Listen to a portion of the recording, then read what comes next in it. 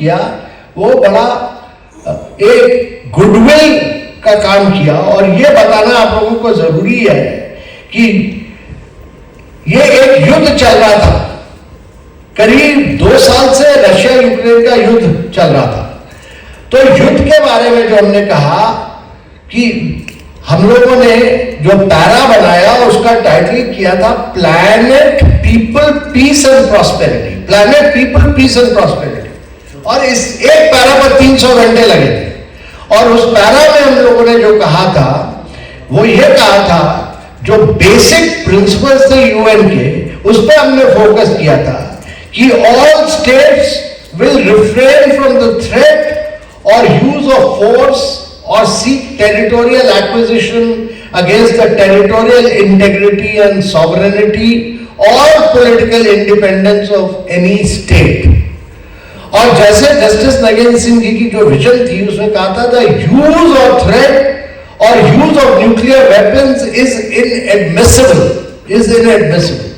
तो हमने ये भी कहा, we call on all states to uphold the principles of international law, including territorial integrity and sovereignty, international humanitarian law, and the multilateral system that safeguards peace and stability.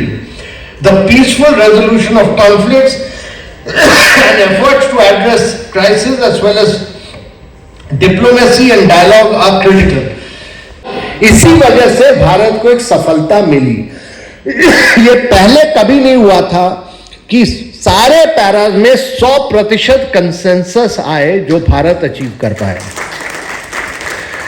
तो इसमें कई challenges थे और ये इसलिए कर पाए क्योंकि शुरू से जो हमारी फिलॉसफी थी वो वसुधैव कुटुंबकम, और माननीय प्रधानमंत्री का जो विजन था कि 1 अर्थ 1 फैमिली 1 फ्यूचर, कि सारी दुनिया में एक कॉस्मोस से आए और हम एक अर्थ और एक परिवार की तरह काम करें, और वो भारत करने में सफल रहा पूरा।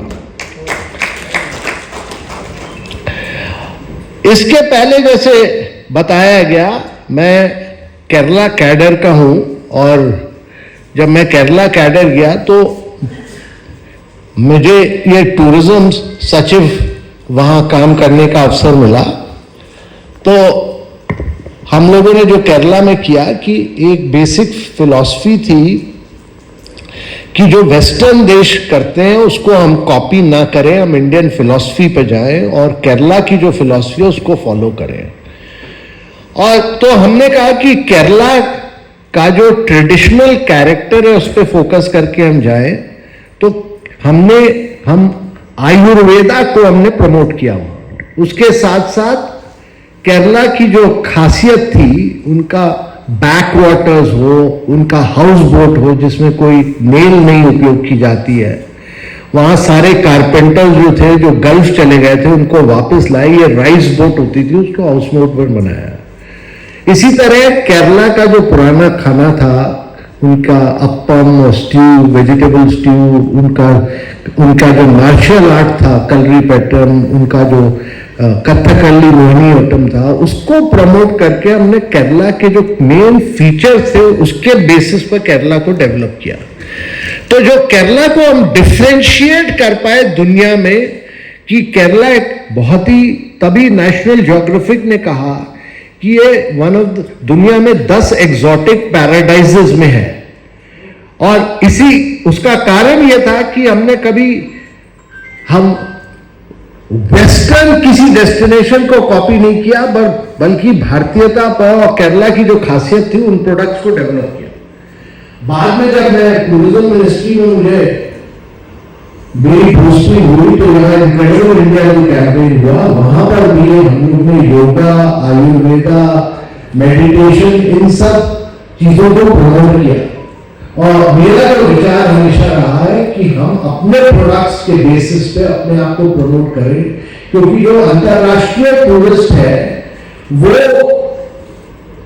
ये नाइट लाइफ और कैसिनोज ये तो सब जगह देख सकता है, पर केरला की जो खासियत है, ये हिंदुस्तान की जो खासियत है, योगा, मेडिटेशन, आयुर्वेदा, ये कहीं नहीं मिल पाएगा उनको। और जो इनर पीस है, इनर पीस और हैप्पीनेस वो केवल भारत दे पाएगा। तो इसीलिए गॉड शुरू करती है उसके बाद मुझे मेक इन इंडिया और स्टार्टअप इंडिया करने का भी अवसर मिला और बाद में अभी एस्पिरेशनल डिस्ट्रिक्ट जो हमारे सबसे पिछड़े हुए डिस्ट्रिक्ट है उनको डेवलप करने का एक अवसर मिला। स्टार्टअप मूवमेंट जब शुरू किया था तो देश में केवल 156 स्टार्टअप्स थे, आज 1,10,000 स्टार्टअप्स हैं और कई 115 यूनिकॉर्न्स हैं जो कि जिनका वैल्यूएशन $1 बिलियन से ज्यादा है। जब हम लोगों ने सर्विस ज्वाइन की थी तो केवल सरकार में या प्राइवेट सेक्टर में क्रांतिकारी कार्य कर रहे हैं स्टार्टअप्स। इसी तरह मेक इन इंडिया में लोगों ने मैन्युफैक्चरिंग प्रमोट की है बहुत और देश मैन्युफैक्चरिंग के क्षेत्र में बहुत आगे बढ़ा है।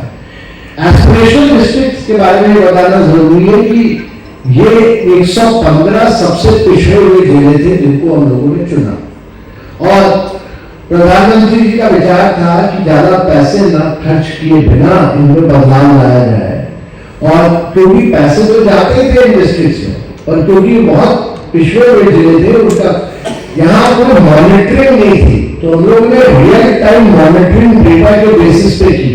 हर मिनट हर सेकंड हम इसका महीने पर हर डिस्ट्रिक्ट का परफॉर्मेंस आउटकम के बेसिस पे अनाउंस करते थे।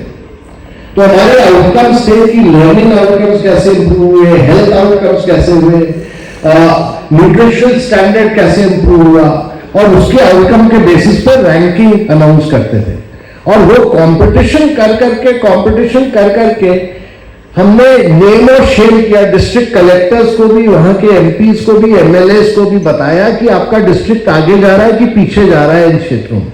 और कंपटीशन की वजह से बहुत इंप्रूवमेंट आया और आज ये 115 डिस्ट्रिक्ट्स, क्योंकि पीएम ने सब चीफ मिनिस्टर्स को बोला कि यहाँ के ऑफिसर्स को बदलिए मत आप 4 साल तक, तो कलेक्टर भी वही रहे हैं, डिस्ट्रिक्ट एजुकेशन ऑफिसर भी वही रहा है, हेल्थ मेडिकल ऑफिसर भी वही रहा। तो 4 साल तक इन लोगों ने बड़े कमिटमेंट के साथ काम किया और मुझे बड़ी खुशी है आप लोगों को बताने की 115 डिस्ट्रिक्ट ऐसे हैं जो कि आज ये एडवांस डिस्ट्रिक्ट से भी ज्यादा आगे बढ़ चले हैं।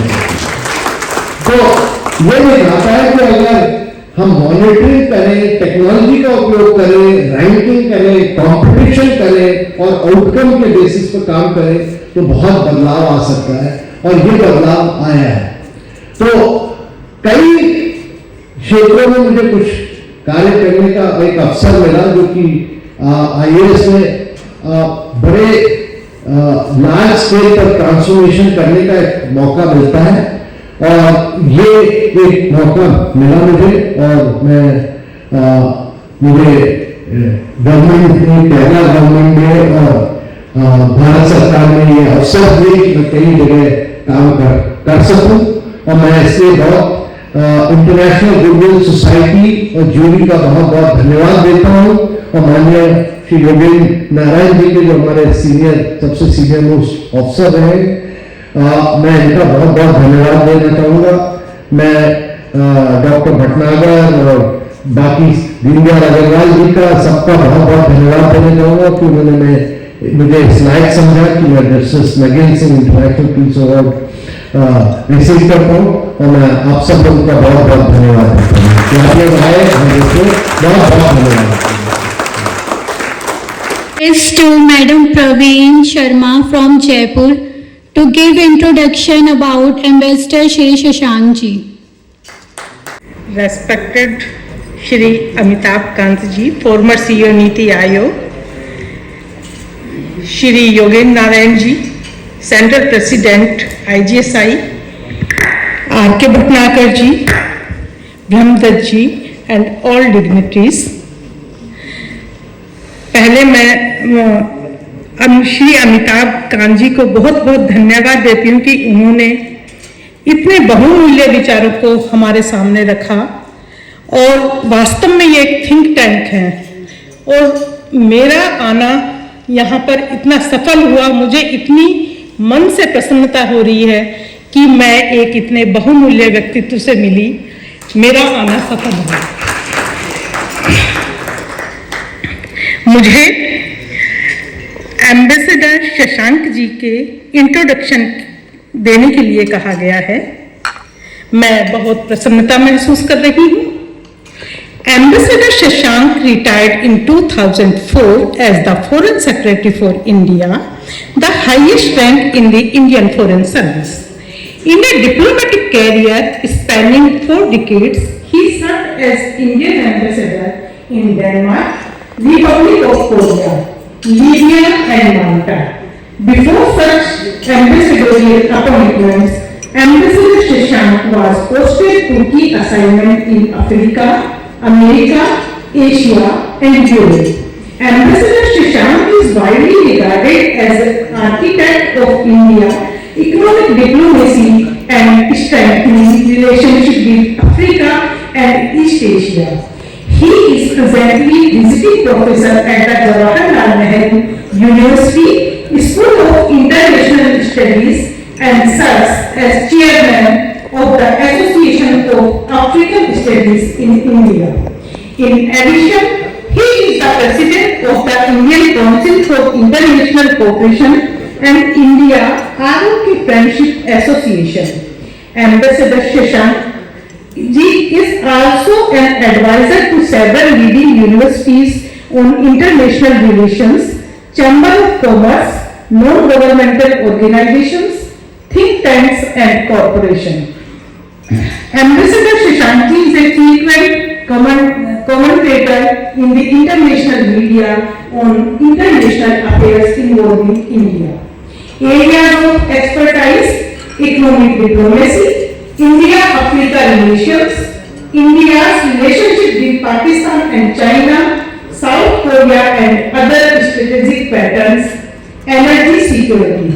Association of African Study India, President, India Council for International Cooperation, President, India ROK Friendship Association, President, Association of Indian Diplomats, Co-Patron, India-Russia Chamber of Commerce, Advisor to several leading Indian universities of international relations, Advisor to Association of Chambers of Commerce in India, Advisor to Asian Institute of Transport Development, Foreign Secretary India, India Ambassador to Denmark, Republic of Korea, Libya and Malta.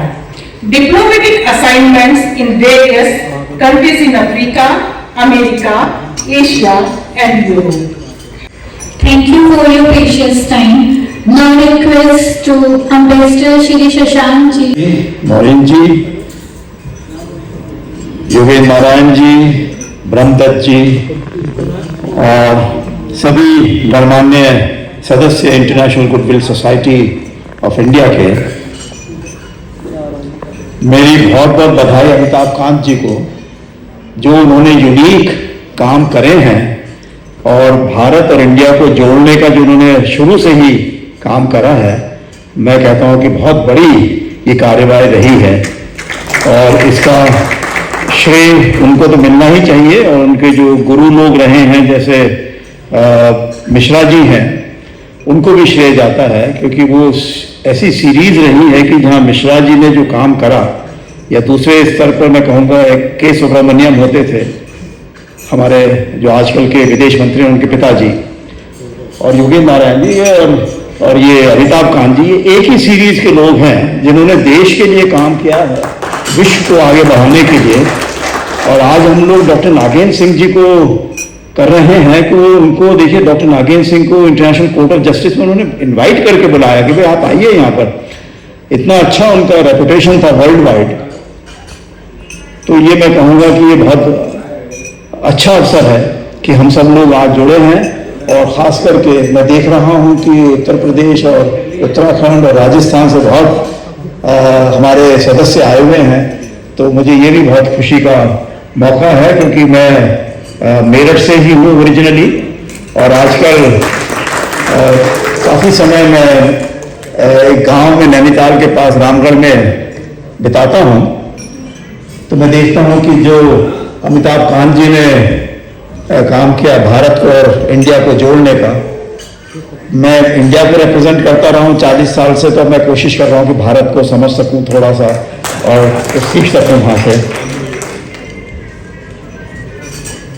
अब G20 के बारे में जो काम करा गया है वो तो मैं कहता हूँ कि बिल्कुल ऐसा है कि असंभव सा लगता था। हम लोग जो है जिन्होंने पूरा समय दिन रात खासकर संयुक्त राष्ट्र सभा में या और उनकी परिषदों में निकाले हैं, हमको भी नहीं लगता था कि ये इस तरह का काम हो पाएगा। हमने कहा नहीं, ऐसे ही अखबारों में निकलता रहता है कि मोदी जी की तारीफ कर दीजिए, अमिताभ कांत जी की तारीफ कर दीजिए तो सब ठीक हो ही रहा होगा। लेकिन जब वो आखिरी दिन निकल कर आया जवाब, तो मैं समझता हूँ कि इतना लोगों को प्रसन्नता भी हुई भारत में, और हमारे पड़ोसी देशों में जो खास करके एडवर्सरीज रहे हैं वो बहुत चिड़े भी बहुत ज्यादा, और कोशिश करी गई कि किसी तरीके से इंडिया के जो अचीवमेंट एक के बाद एक रहे हैं, इंटरनेशनल योगा दिवस हो गया, चंद्रयान 3 हो गया, कोविड को हमने विजय पाली, वो समझ में नहीं आ रहा है कि G20 भी कर लिया इन्होंने। तो मैं कहता हूं कि ये हमारे एक एक सदस्य का जो उन्होंने शेरपा जो है उनके अंडर में काम किया है और मोदी जी के नेतृत्व में बहुत बड़ा काम है। 200 शहरों को जो है जोड़ देना और उनको पूरे तरीके से इस तरीके के लाना कि देखिए, और आप सब लोग जो काम कर रहे हैं, क्योंकि खाली मैं कहता हूं कि प्रॉस्पेरिटी, डेवलपमेंट और इकोनॉमिक अचीवमेंट से काम नहीं बनता है। जो आप लोग कर रहे हैं गुडविल, जो आप लोग कर रहे हैं कि सेवा, ये बहुत बड़ी बात है। ये भारत के अंदर ही है भावना। अगर हमारे यहाँ ये भावना नहीं होती तो न जाने हमको कितने अस्पताल बनाने पड़ जाते, कितने डॉक्टर्स को करना पड़ता। अगर हमारे यहाँ आयुर्वेद नहीं होता, हमारे यहाँ होम्योपैथ नहीं होते, हमारे यहाँ नेचुरोपैथी नहीं होती, योगा नहीं होता, तो हम सब लोग जो हैं आज को देखिए अमेरिका के सड़कों पे, जैसे हमारे यहाँ गायें रहती हैं तो वहाँ पे वो आदमी लोग बैठे रहते हैं, वो कहते हैं कि एज ओल्ड एज होम में नहीं जाएंगे क्योंकि ओल्ड एज होम की सेवा करने वाला कोई नहीं है। वो कहते हैं सड़कों पे रहेंगे तो कम से कम जो आते जाते लोग हैं और उसमें भारतीय मूल के भी बहुत सारे हैं, वो मदद तो कर देते हैं। तो एक प्रकार से मैं कहूँगा कि ये पर्सनल लेवल भी जो हमारे लोग बाहर में सारे विश्व में फैले हुए हैं, वो भारत के भारतीयता को, हमारे जो सेवा भाव है उसको फैला रहे हैं। और ये सब चीज़ें लोगों के दिमाग में थी जब G20 की सक्सेसफुल हुआ है। एक तो काम करना ही पड़ा वहाँ पे हमारे सब सदस्यों को, लेकिन ये और देशों का भी ये बड़ा भाव था। उनको लगता था कि अगर कुछ हो सकता है तो भारत ही कर सकता है, और वो हम लोगों ने अचीव करा। ये पहला मौका है आपके लिए कि आपके देश में हो ये सार्क समिट, आप इसको सक्सेसफुल करना चाहते हैं या अनसक्सेसफुल करना चाहते हैं, ये आपके ऊपर निर्भर करता है। कुछ उनके दिमाग में ऐसी बात आ गई कि अच्छा हम राष्ट्रपति जी को बताते हैं आपने जो कुछ बातें कही हैं, और मिस्टर मुशर्रफ वहां थे उन दिनों। अब मैं कहूंगा कि उसके बाद में हमारे कई कहा कि जितने हम लोगों ने अचीवमेंट करा उस समय, उस आदमी से जो दिल्ली के गलियों से निकल के गया था और भारत को हराना चाहता था, कारगिल का ऑपरेशन किया था जिसमें, उसने सारे टेररिस्ट की लिस्ट हमको पकड़ा दी, कहता मारिए इनको। तो हमारे इंटेलिजेंस एजेंसी, हमारी सेना और हमारे जो वो थे वो सब कहते थे इतने लोगों तो हमने कभी नहीं तंग किया, इतनों को नहीं नष्ट किया जितना आपकी बार करा, और वहां की सरकार ने ही हमको दे दिया। तो मैं कहूँगा डिप्लोमेसी जो नॉर्मली हम सोचते हैं कि भाई वो अपना बैठ के न्यूयॉर्क में या वॉशिंगटन लंदन में करते हैं, तो वो ऐसा नहीं है। वो जो भावना हम लोग अपने देशों को करने की होती है वो बहुत आवश्यक होती है, और वही अमिताभ कांत जी ने दिखाई है। और सबसे बड़ी बात मैं ये कहूँगा, G20 जो है हमको ये नहीं मान के चलना कि ये हमारा ध्येय है, ये फाइनल ऑब्जेक्टिव है, ये नहीं है फाइनल ऑब्जेक्टिव। G20 बहुत महत्वपूर्ण स्टेप था, कदम था जो हम लोगों ने लिया है।